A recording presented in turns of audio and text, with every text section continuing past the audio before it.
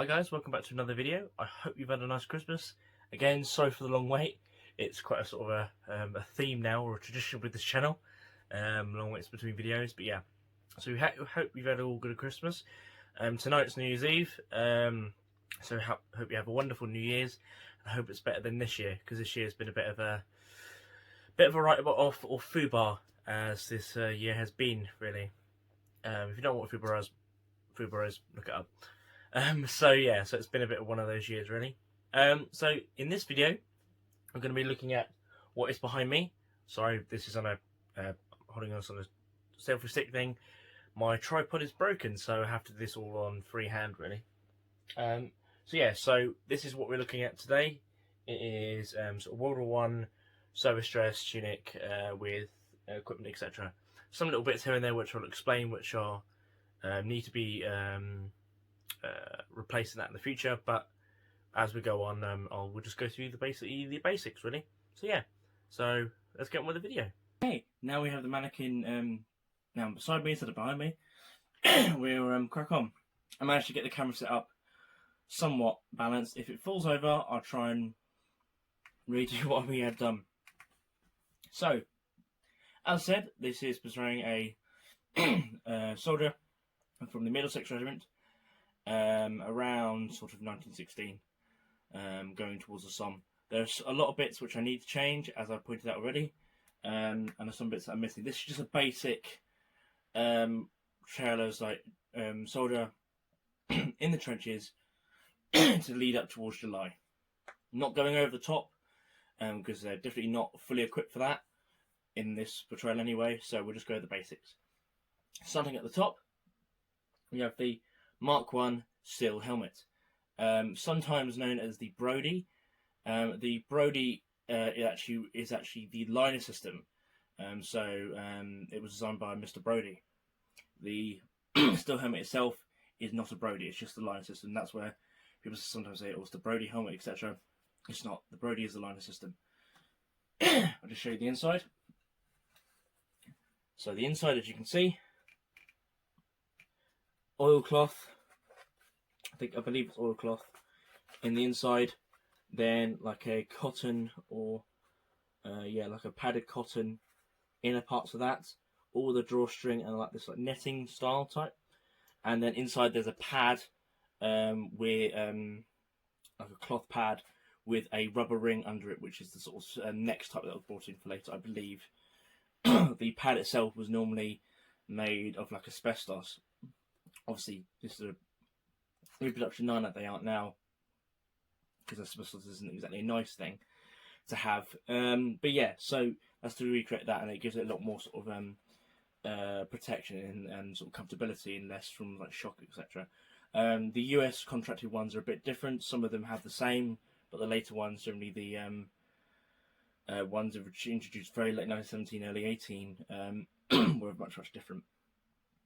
And all that with a leather chin strap, which the chin strap itself, the attachments for it goes all the way through underneath the liner, and as you can see, just below there, it links up at the top and into a rivet at the top of the helmet itself. The helmet itself is covered in a Hessian cover, which was generally a lot, well, when the steel helmet was introduced, seen quite a lot going, especially after July, became more and more used into 1917 especially, and sort of to give that a bit more concealment. Generally, especially towards sort of the later periods of the 100 days, especially 1918, you generally didn't see them as much.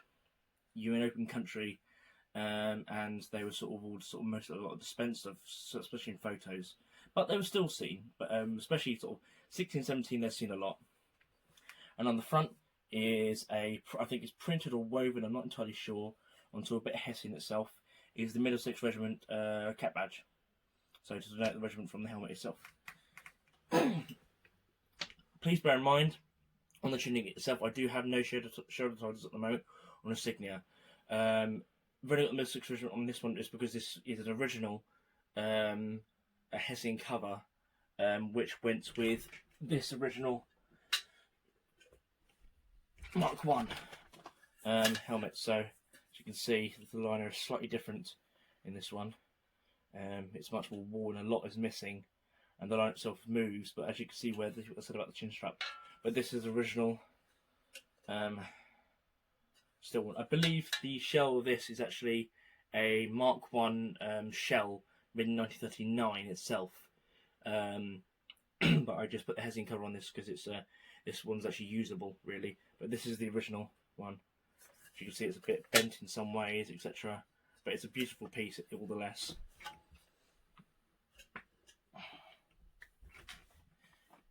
So yeah, as I said, no shoulder titles, I'm afraid. But the tunic is roughly all the same anyway. So this is a 1902 service tunic. On the chest we have an Imperial Service badge, which normally denotes territorial units or territorial battalions. Seen fairly early on in the war, gradually became less and less seen later on, as units just got put to whatever battalion needed men, really. The tunic itself has the shoulder pads to protect the wearer from like the straps of the webbing. Two top pockets are pleated and sort of slightly billow out. Later, more economy version of the tunic dispensed with the pleats and with the shoulder pads as well. That's really the main difference between the two. I'll just move the rifle out of the way quickly. As we go down, we have two lower pockets, not pleated and not more sort of visible. Underneath the tunic itself, we have the pocket for the field dressing, the soldier's personal field dressing, that is.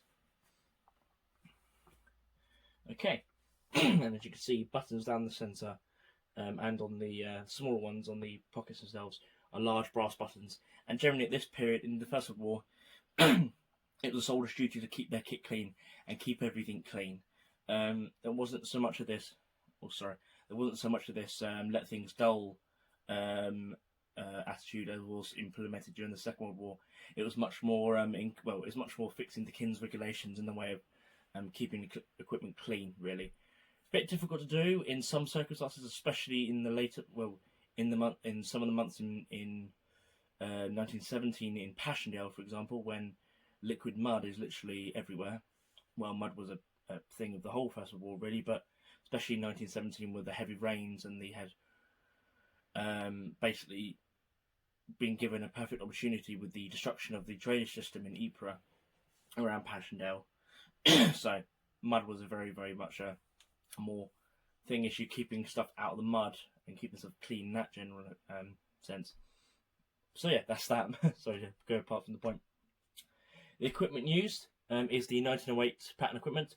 Some of these things, so the equipment you would have seen in the previous video, which I did about sort of 1917, that needs a lot of improving. There's a lot of things wrong with that, but it was what I could do at the time. I'm trying to give you an example.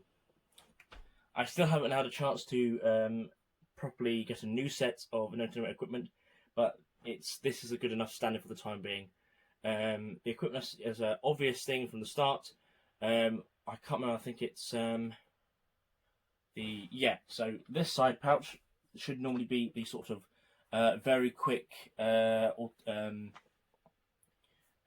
update to the webbing that was made in very early part of the war in 1914, which is the addition of straps to the lower pouches due to a issue that was brought up when troops in the trenches, they would go on the fire step, and when they would sort of come off and on the fire step, etc., leading up against the trench, these lower pockets, etc., had a tendency to flip open, and then you lose your rounds, which was quickly amended.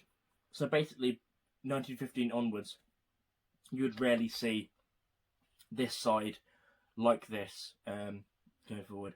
It's just like this because this is the set I have at the time. This set did come from a vendor from India, so there's a lot of stuff which is wrong. The brass itself is very cheap, which is a shame. I bought this several years ago, as you can see from my very early videos when I bought this, and it's what I could afford really at the time. The good sets up there, which I will be getting soon, because I'm getting much more and more into the First World War. Basically, most of my collection currently is very much World War II centric, with a large part focusing the British Army in the Cold War. so Northern Ireland, Falklands, etc., and other periods like Malaya, etc., I'm gradually getting more into the First World War in regards to actual collecting. I would love to collect more original items, like such as the helmet, etc. But it's very, very expensive with First World War kit, etc. For example, this tunic itself is a reproduction. I do have a similar tunic, but it's sometimes under 1922, but it's basically just the service dress tunic, which was the post First World War tailored version. Quick cut there. So as I was saying, yeah, this is a Indian-made copy, or from Pakistan. I'm not entirely sure. So the quality is not great. I will be trying to get a new set as soon as possible, really, because I hopefully will be doing a First World War event next year. Well, very, very soon to be this year. Set of equipment from Lawrence Ordnance in Australia. They do a very, very nice set, and they do all the different types as well, which is good. For quite a reasonable pricing, considering with the postage, etc. from Australia. So to replace this.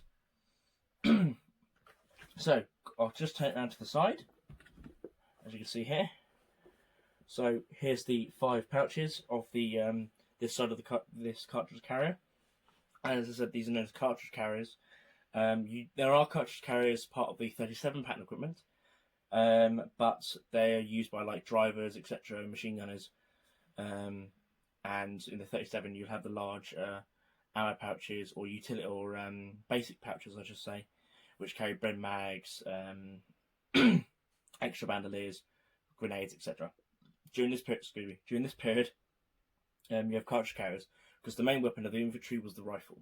That is the Lee Enfield number 1 Mark III. Rifle number 1 Mark III, because it does change your SMLE, short magazine, Enfield, etc. There's several different names for it, depending on what time period. If it's the First World War going on towards, or into war, etc. There's a cartridge carrier. You have 2 of those, each little pouch carrying 3 5-round charger clips. So a total of about 150 rounds. Going towards like the Somme and further than that, you generally see guys carrying an extra bandolier of 50 rounds, or sometimes 2, depending on what the job will need to be doing. You had Lewis gunners who normally carry who would generally have a pistol set up of the 08 webbing, but with a revolver, little arrow pouch for his pistol cartridges, etc. But standard infantry, you have the bayonet. So for the number 1 Mark III, they're the 1907 pattern bayonets or bayonet. This one is a reproduction just because it's on the set. It's just for display, really. This is just basically just a wall hanger from my thing, basically. And then Churchill Drill held there as well. I do have an original 1915 dated one, which is currently on a different set of equipment at the moment, which I have been using. This one is just for display, so it's fine for that. Just turn it around here, so you can see the back. So you can see the haversack, or the small pack. Early war, you would see this hang down on the hip, and then for movement, etc., especially for the parts in the early war, you see the large pack or the valise on the back itself, which would be, say, for moving station, but very, very early parts of the war, 1914, you would see it normally carried all the time. And then later in the war, it's ditched at transport or ditched in reserve trenches or in the fire trench, etc., for when you're moving station. And generally from then on, you would see the small pack carried mostly all the time on the back. You'll see it carried on the hip a bit more with the Australians, but generally it's on the back. Hangs a bit lower, and it's attached with the loops on here, the buckles which are slipped onto the back of the supporting straps of the 08 webbing, and then the straps of the pack are slipped through to attach. And then there's little straps here from the back of the cartridge carriers, which will attach to the back of the pack. That's there so to carry the soldiers' small kit, so wash kit, etc., possibly, rations, the mess tins, so the mess kit, It's like a D-shaped mess kit, which will sometimes be hung on the back in its own carrier. I don't have one of those at the moment. I'm still progressing in that sort of field, as I said. For a little bit of nuance, I put in a little German field cap, which obviously this soldier has possibly captured or taken as a little souvenir. So he's put that in his pack. There's pictures of British troops wearing these, especially when they've captured them, because they're a nice little cap to wear and a good little souvenir, as well as obviously capturing like Pickelhaubs and Stahlhelms, etc. There was a lot of souvenir taking at this point, especially because trench raiding was quite a common thing throughout the war, along across the line, both sides. You generally get little souvenirs when you've taken a few prisoners, etc. Below there, we have the entrenching tool carrier itself. Holds the head in this thing. Obviously, this will come back in the Second World War around 41, when they would reintroduce this, but slightly altered, with the entrenching tool helve itself affixed to the pouch itself, the carrier itself. So yeah, and then we just turn it around to this side. Here we see the water bottle or canteen, but water bottle basically. Holds about a quart of water, I believe. This one is a Second World War example because it is of green enamel.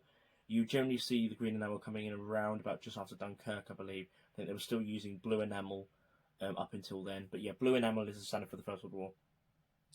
It's a carrier of the skeleton type, which would be seen again in the early Second World War, obviously as 37 pattern style, with thinner 1-inch straps all around. This one is a larger style, still like the 1-inch straps sort of in the centre here, etc. But yeah, the skeleton style will be seen around Dunkirk, etc. And then the later sleeve type will come in later. Cool. Let's turn it right back to the front. Sorry, just turn it around this way. It's catching on things.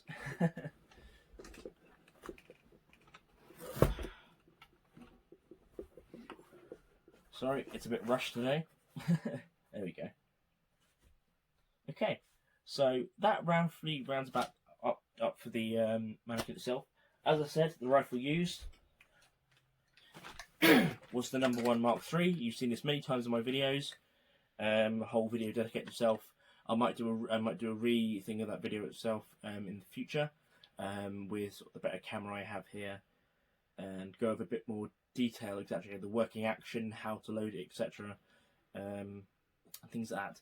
I would suggest going to my friend Kevin's channel. I'll put the link in the description below. If you want to check that out, really suggest you do. He's got a lot of shooting stuff on there. Great guy, and obviously me and him have done a series together, which you'll find on my channel as well as his, as well as we're doing videos with Richard Fisher of the Vickers Machine Gun Association channel, which we've been doing rangefinder videos at the moment. Sadly I wasn't able to attend the last one as I was working, which was annoying, but hey ho, you got to earn your money. So yeah, I really hope you've enjoyed. As I said, I'll try and get a video on this fully out in the future. Yeah, so really hope you enjoyed, and I'll go to me in the future. So really hope you enjoyed that. As I said, I should be doing some more videos on some more of the kit later, and I will have updates on which new kit I'm able to get, as well as any improvements, as well as the stuff I mentioned at the end with regards to if you want to visit Kevin or Richard's channel. I'll put the links in the description below, where you can see our look into kit of the Second World War mainly, and also doing the rangefinder training, etc., which I'm really enjoying at the moment. So yeah, so I really hope you enjoyed. I wish you a happy new year, and I hope you had a lovely Christmas. And yeah, so let's hope for a better 2021. So because 2020 has been a complete foobar of a year. So yeah, so wish you a happy new year, and goodbye.